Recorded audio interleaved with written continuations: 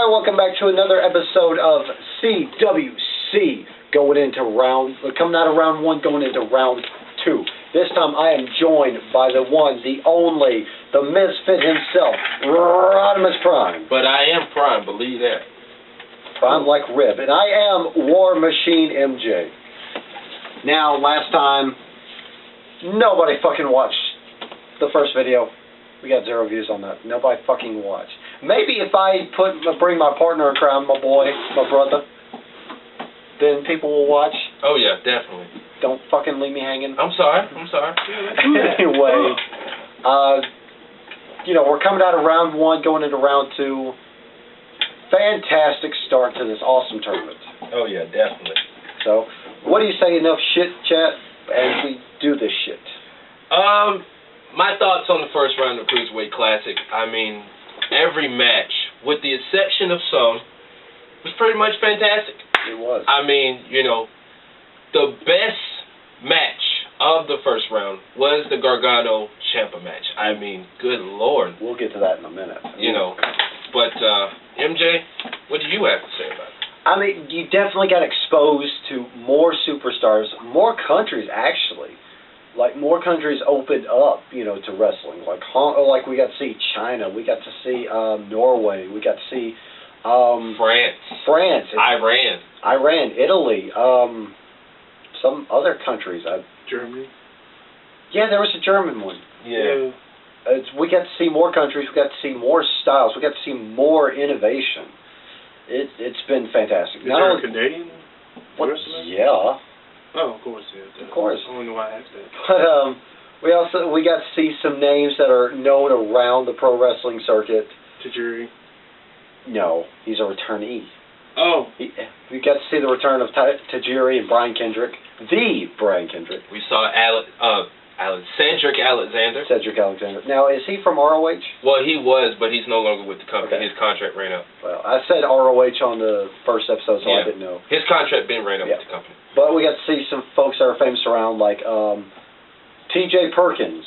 Yes, the former Manic from TNA. Zack Sabre Jr., Kota Ibushi, so on, so forth. I didn't know there was a wrestler named so on and so forth, but okay, let's go with it. Yeah. Okay. But anyway, as I'm pulling up the bracket here, first round matches. Let's see, round of 32. I thought you would have gone with matches like in order that they showed on the network. Well, it's from what I pulled up, so. Okay, all right. But anyway, Kenneth Johnson versus Akira Tozawa. All right, this was a good match. Tozawa definitely ran roughshod. I felt like Kenneth Johnson. He showed a good showing, a good fight rather. But Tozawa with those kicks, I mean, he was just too much for Kenneth Johnson. Those kicks, those fierce submissions. I mean, God. Yeah. I mean, he just did his thing. It's a fantastic match, though. But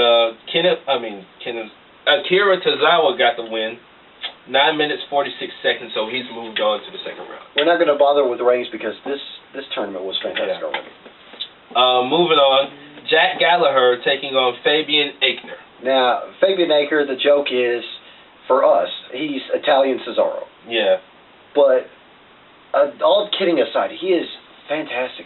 For as built as he is, and he can fly like a cruiserweight, He weighed in at, what, 203? Yeah, well, he was under 200. Like, 200 is the weight limit. Well, 205. 205, yeah. Yeah. But, what blew me away about Aichner, aside from his roughneck style, was that triangle moonsault he did. He bounced from one rope to the next and then tried to hit Gallagher, but he missed. Yeah, Gallagher, he showed a good fight for his size. He did. He was what? What he weighed in, 140 something? Well, he definitely lost the height and size advantage. Yeah. I thought Gallagher said it was like 148 pounds or something. He was light. Like, yeah, I mean, and not just in skin color. Yeah. But he was definitely fancy. He had the curly mustache, the frilly trunks. But he was definitely one of those showmen. Like, he goofed around before the match. He wasn't as built as Aichner, but he just kind of puffed out his chest, just fucking around. He really brought it back to the days when wrestlers were entertainers and not just entertainers. Like you know what I'm saying? Eddie Guerrero. That's the closest one I can get, because Eddie Guerrero was technically sound, but he still goofed around. Oh, yeah. But Eichner, he was fantastic. He was. He's a fantastic submission specialist. What got me about him was that drop kick he did in the corner to Eichner. He went upstairs. Nobody goes upstairs. They usually hit chest or lower, but it's just God. And the thing with all the matches we forgot to mention, each match lasted 20 minutes. Yeah. They had a 20-minute time limit. But Jack Gallagher won, so he's moving on. 6 minutes, 45 seconds. He'll face Tozawa in round 2. Next match was Tajiri taking on Damian Slater. Now, Slater put up a good fight, but Tajiri just looked like he ain't lost a step. Tajiri, I mean, he's been in the game for, God knows how long. 15 plus years, and, he's, 45, 46 years old? He's 45, but he still moves like he's 25. Yeah. I mean, those kicks are deadly, just like we talked about with Tozawa, and, like you said, Slater put up a good fight, but Tajiri was just too much. Yeah. And Tajiri moved on. 5 minutes, 28 seconds. A lot of these matches are going to be short. Yeah. But they were worth it. Oh, definitely. It seemed like these matches lasted a good 5-10 minutes. Yeah. But, these matches were somewhat short. All right, moving on. Alejandro Ciaz took on Grand size. Ciaz? Yeah. No, size. Oh, okay. Because I made the joke size matters. Ah, good one. But he took on Grand Metalik. Now, Alejandro Ciaz, he was a big dude. He was heavyweight. He dropped, I think they said 15, 20 pounds just to make this tournament. Yeah. He's towered over Grand Metalik. Now, Grand Metalik, a luchador. Yeah. I mean, one of the most recent NXT signees. Yeah. He put up a really good fight. Oh, definitely. Wow. And he reminded me of Kalisto. Definitely. But more entertaining, I guess. I mean, the part that got me about this match was that running moonsault that Alejandro Ciaz did. Yeah. He ran and nailed it perfectly. Yeah, definitely. But Grand Metalik went on to the next round. He's moving on. 4 minutes and 4 seconds. He faces Tajiri next week. I can't wait for that match. Yes. Moving on, it was one half of the Bollywood Boys, Herb Sira taking on Drew Gulak. Now, Gulak, he roughnecked Shirva. Yeah. Hard. I'll just say hard. Just say, just save pronunciations. Yeah. It was a good match. Definitely, Harv was the babyface, and Gulak just steamrolled him. He just basically, was too much for him, and Harv being one of the Bollywood Boys, he did as much as he could, but it wasn't enough. Yeah. So Drew Gulak moved on by submission, 5 minutes, 18 seconds. Now this match I thought was pretty good from the get-go. It was Zack Sabre Jr. taking on Tyson Dukes. Yeah, Zack Sabre Jr., let's just say it, I'm sold on him. Already, fresh out of the gate, first match I've seen him in, sold. I've seen bits and pieces of Zack Sabre Jr. He even had a match a couple months ago against Kurt Angle at a Rev Pro show. Yeah. And I think Kurt won, I may be mistaken. But Zack, he's been around for a couple years. He's one of the big names in the independent scene. First, both these guys coming out the gate, a lot of technical moves, a lot of wrist holding, that sort of stuff. And, Tyson Dukes, wasn't he the one that messed up his knee a few years ago? Yeah, he messed it up in a WWE match against Mark Jindrak. Yeah, it was on Velocity. Yeah. But anyway, I like this match. I enjoyed what both these guys did. I mean, this match, for how it was played out, it was vet versus rookie. Zack Sabre Jr. is still young. He's made a lot of rookie mistakes in the match. Yeah. He turned his back from Gulak. Gulak really showed, You mean Dukes. Dukes, my bad, sorry. Tyson Dukes. Yeah.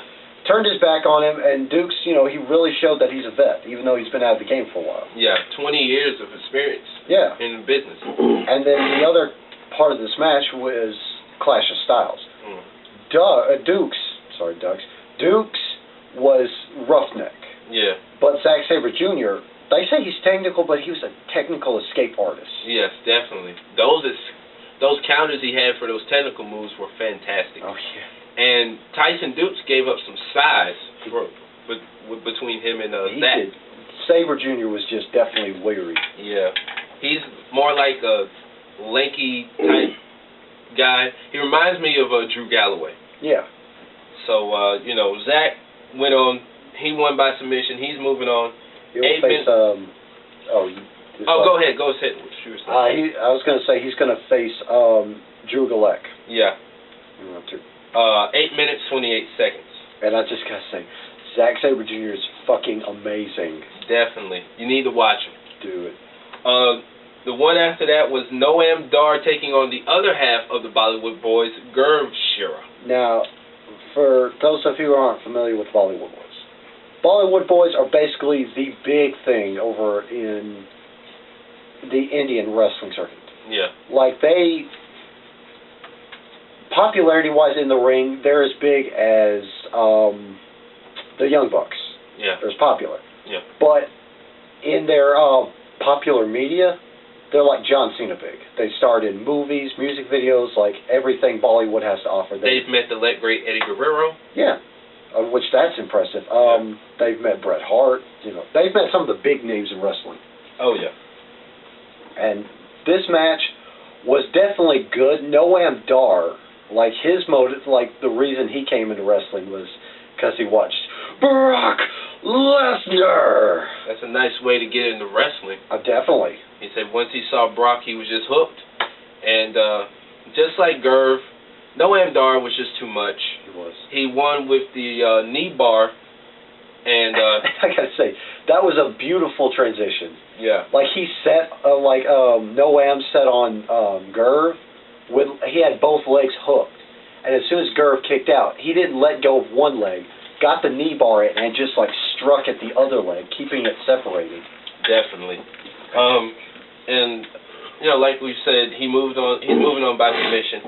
5 minutes 26 seconds. The next one after that was Araya Davari, who's the younger brother of Davari. He took on Ho Ho Loon. Ho Ho Loon. I wanted to say Ho Ho Lun because it sounded a lot proper, but no, it's actually Ho Ho Loon. He's actually accredited for starting up the wrestling scene over in China. Which China, you don't hear a lot about wrestling. No, it's more like Japan, Mexico, here in the States. Yeah. But I think he was, 15? Yeah, he came into the business really early. He came into the business with a background in jiu-jitsu, actually. And then next thing you know, he started a promotion in Japan, and years later, here he is in the Cruiserweight class. This match, definitely another Clash of Styles match. Mm-hmm. Arya Davari, huge roughneck style. Mm-hmm. I mean, he had the build, he had the height, and he knew how to use it. A resemblance of his brother. Oh, yeah. I mean, more fiercer than his brother. Yeah, definitely. Yeah, 100 points for my English. Fiercer. I said more fierce. But Ho Ho Loon definitely pulled his own, showed his martial arts, which is fantastic. Oh, yeah, definitely. But in the end, Ho Ho Loon is moving on. He won by pinfall, 5 minutes and 3 seconds. And he'll face Noam Dar. I think that's this coming week. Yeah. But another first round match was Raul Mendoza taking on the Brian Kendrick. Now, Brian, he's been in the business for quite some time. Of course, he and Daniel Bryan were both trained by WWE Hall of Famer Shawn Michaels. He's former two-time champs with Paul London, which I love that tag team. Definitely. They were on fire. They were definitely on fire. And he's accredited for training Eva Marie. Yeah. Moving on. Daniel talked about when they had their first match almost 17 years to the day. It was a definitely rookie vet match. Yeah. Well, I think both of them came into business at the same time. Yeah. But anyway, they showed the introduction of video packages. Brian said, without wrestling, I'm just living. Yeah. Like he had an opportunity, but he was too busy scratching his own back. Yeah, basically, some behind-the-scenes stuff that basically messed him up. But I enjoyed this. Yeah, I liked it. Well, I mean, to the backgrounds. I mean, like they mentioned Mendoza competing without, he's luchadoric, but he didn't have a mask on this time. Yeah. Which is quite rare, but he still had a good style. Oh yeah. This match was so good that Daniel Bryan committed blatant favorism. Yeah. Bryan was pulling for Bryan. Yeah. Yeah. Yeah. He's just like, come on, Bryan, come on. He wants him to go all the way. He said, I will be very shocked if he doesn't go all the way. But Brian Kendrick definitely proved he got it. Yeah. He still has it, and he's just as wily as ever, using dirty tactics. About like Tajiri, he hadn't lost a step. Yeah, like he kept focusing on the mouth. He even like bloodied up Mendoza's mouth. And Mendoza was wearing braces. Just to protect his pretty teeth. Yeah. He said. But anyway, Brian Kendrick won with the bully choke. Yeah. Kind of like what Shawn Michaels, I guess, used to do back in the day. 7 minutes, 35 seconds. The Brian Kendrick, excuse me, is moving on to the next round. Another first round match was Tony Nese taking on the kid that didn't play, Anthony Bennett. Anthony, basically, it was him and his high top fade taking on Tony Nese. What are your thoughts on Anthony Bennett? Tony Bennett, he definitely had a... Tony Bennett. Sorry, my bad. Anthony Bennett, my bad. He definitely had a unique shtick. He was inspired by Kid and Play. Yeah, well, obviously. Yeah. I mean, especially down to this kid don't play. Yeah. I mean, he looked like he was stranded at the 80s. Yeah. But Tony Nese, definitely impressed by him. Oh, yeah. He had the Neville build, and he could fly with it. Yeah. Tony Nese, he definitely had a strong showing. Anthony, we talked about this earlier. He was just basically he was just all flash, no substance. Yeah. Too much showboating with the fade, and he looked like he was hurt getting to the end of the match. When he got dropped, referee was going to stop the match. Tony Nese won with the 450, so he's moving on. 6 minutes 34 seconds. And he's going to take on Brian Kendrick. I can't wait for that match. Oh yeah. I mean, they're both heels. This is going to be good. The next match was Kota Ibushi taking on Sean Maluda. Now, Kota Ibushi, the other recent NXT signing. He and Brian Matala got signed the same day. But he is basically the John Cena of New Japan Pro Wrestling. Yeah. The Golden Child. Definitely. I've heard great things about him, but this is my first time. And he's really good. Now, I've seen bits and pieces of Kota Ibushi. He's real big in Japan. So, never mind, Malcolm, if you can hear that in the background. We're boring him. But anyway, Kota Ibushi, he definitely had a strong showing. So did Sean Maluda. Definitely. That botch that happened. It looked like a botch, but it wasn't. No. He definitely nailed that moonsault or splat or dive or whatever. Yeah, that dive. But anyway, this was a good match. I did not find this match bad at all. I mean, Sean Malou is definitely impressed because this past week he competed on NXT TV. Yeah. Although it's just a returning match for the returnee Hideo Itami. Yeah. But I was impressed by them. Yeah, definitely. Kota Ibushi, he ended up getting the win. He was the big favorite in this match. He's one of the favorites to win it all in the Cruiserweight Classic. 9 minutes, 40 seconds. Moving on, it was Cedric Alexander taking on Clement Pedot. Yeah. Cedric Alexander, another favorite in the Cruiserweight Classic. He's been around. He had to cut a lot of weight in order to make the tournament. Now, but it didn't affect him at all. No, because the rule was if you didn't make the 205 limit or under, you were automatically out of the tournament. They had some replacements, but luckily he barely made the 205 mark. Now, to his credit, he went through the phase. Oh, you'll never make it. He had people telling him, "You're not going to make it as a pro wrestler." And what made it even bad, his own pastor told him that. A man of God.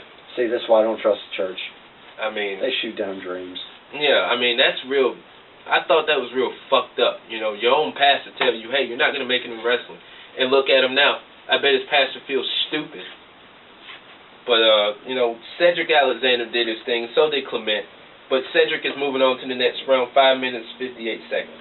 And he will take on Kota Ibushi. Yeah. I forgot who we talked about previously. And that's going to be coming up this week, I believe. It's going to be this week? Yeah. The Mac. The Mac. D.A. Mac took on T.J. Perkins, the former Manic in TNA. The former Manic versus wrestling's Michael Jackson. Like I said, he's got stiff competition with Shinsuke. Yeah. But T.J. Perkins, let's talk about him for a second. Because we know him as Manic from TNA. Mm-hmm. He didn't show Manic. No. At all. He showed an even better side. And what's crazy is he's been in the business. They had this free law in Mexico. He's been in the business since he was 13. And he's 31 years old now. He doesn't look 31. No. He looks 23. You know, the same story he talked about in TNA. He was homeless at one point, and years later, you know, he got back on his feet, doing his thing. And the Mac, he tried to show a good showing, but it wasn't enough. T.J. Perkins got the win. He's another favorite in my book. Yeah. 6 minutes, 32 seconds. The next match after that was Mustafa Ali, an alternate for Zumbi of Brazil, or whatever. He took on Lince Dorado. Yeah, Dorado. Dorado, another almost a cruiserweight, another luchador. Yeah. He was impressive. He's really good. Definitely. My memory about that match was really hazy. Yeah. Fill in the blanks. I kind of felt like this was one of a couple matches. It was kind of slow. Yeah. I mean, it was good. It was good, but a little slow. I mean, this tournament barely had any slow matches. Like, this was one of those. Because my memory is hazy on this one. Yeah, it was just fast-paced, go, go, go. Yeah.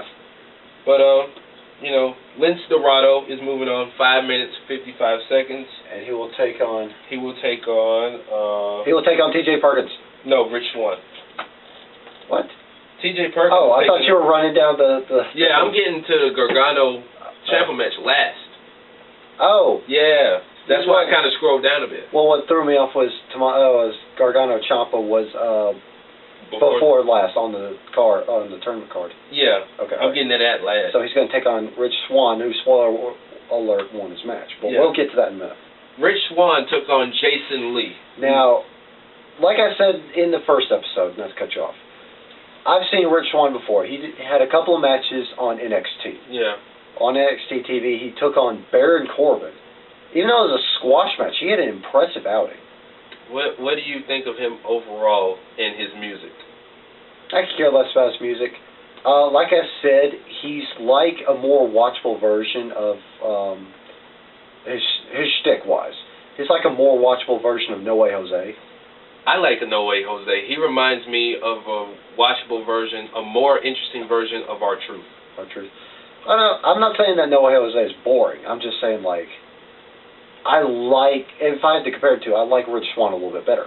Yeah. Because, like, he goofs around a little bit in his matches, but he fires up. Yeah. And just to give you some of the background on him, you know, he lost his parents when he was, in the 10th grade? I believe so. Yeah. No, yeah, it was at a young age. He lost his parents at a young age, and, you know, it's really sad for anybody to go through. Yeah, that's a legit Bullocks factor. Huh? That's a legit Bullocks factor. Yeah. It's legit. You know, he lost his parents. We don't wish that on nobody. No. And, you know, a lot of people, he's another one a lot of people thought wasn't going to make it in the business. I've never watched him until he got to WWE. He was a big name in the independent scene. Jason Lee, you know, he's been in the business for quite some time. Yeah. When Rich came out, you know, the crowd was just, you know, dancing to his music, you know, jamming. He just stood in the ring like, motherfucker, are you really going to do this? Yeah. He just had that look like, I'm so disrespected right now. Now, Jason Lee, despite how his name sounds, he's actually another Chinese wrestler. Yeah. But he had a big martial arts influence on this one. Like, he came out with the nunchucks, you know, came out with the karate pants, you know, all that good stuff. Yeah. But, you know, this match was definitely good for what it was worth. 3 minutes, 47 seconds. Rich Swann is moving on. He's moving on to take on, who was it? He's taking on Lince Dorado. Lince Dorado. Okay, all right. Now on to our big match, our favorite match. The favorite match of the whole first round. Now, like I've told these guys, this was the match I was looking forward to the most. Because we've seen him on NXT. We've seen him in what's the other company he belonged to? Who? Gargano, Ciampa. Ciampa wrestled for Ring of Honor. Wrestled for Ring of Honor. And Gargano. Gargano, the video I watched, it was from a few years ago. CZW. Oh, he's from everywhere else. Yeah. Most recently Evolved. So yeah. Yeah. Our favorite match of round one. It was Johnny Wrestling, Johnny Gargano versus the Psycho Killer, the beard to be feared, Tabasco Ciampa. And God damn it. Just to give the background on the promo, he talked about how Johnny's going to get married next month. He's going to be in the wedding. Like I said with Tommaso, not to cut you off, I've seen a little bit of him when he was in Ring of Honor. Former television champion. He, both guys have done their thing all over the wrestling scene. I mean, they practically hold each other in the same regard of family. Yeah. Like, it was such an impressive match. Like, this is the only match that was story-driven in this whole thing. Oh, yeah, definitely. But, they didn't have to tell a story. They told a story. Well, I mean, like, going into the match, they didn't have to tell a story. Yeah. The match said it all. That's what I'm saying. Yeah, because it was, back and forth going up until, Ciampa was about to, expose his knee and take Gargano out. But he stopped and rolled his knee pad back up. Yeah, and he was just like, I can't do it. I can't do it. And Johnny had that glazed look in his eye. He just kept getting hit in the head, and the crowd was just like, how much more can you take? And the next thing you know, he gets a roll-up win, and the ending to this match is what set it all off. It did. It was a great ending. Yeah. The crowd was just soaking it in. Johnny stuck his hand out. Tommaso was like, nah, fuck you. He just, walked out of the ring. And then, Johnny sat down. Ciampa came back into the ring, and then after Johnny had fell, started sitting down because he thought his friend hated him. Yeah. Ciampa just, dropped in, and he's just like, yeah. Yeah. Yeah. Good job. And that was a big moment. Daniel Bryan said, he almost cried. I almost wanted to cry. This guy had a tear in his eye. I had a tear in my eye. I was not a pussy and wanted to cry. Well, it don't hurt for a man to cry every now and then. No, but other men got to call him a pussy. Well, it was a great moment either way. I mean, when I start crying, you're going to call me a pussy. I am. Josh is going to call us a pussy when we start crying. I am. Yeah. But anyway, like we said, this was basically the best match of the first round. And Johnny Gargano, with the luck of the draw, is moving on to the next round. Yeah. So, that is our conclusion of the first round of the Cruiserweight Classic. Now, going into the second round.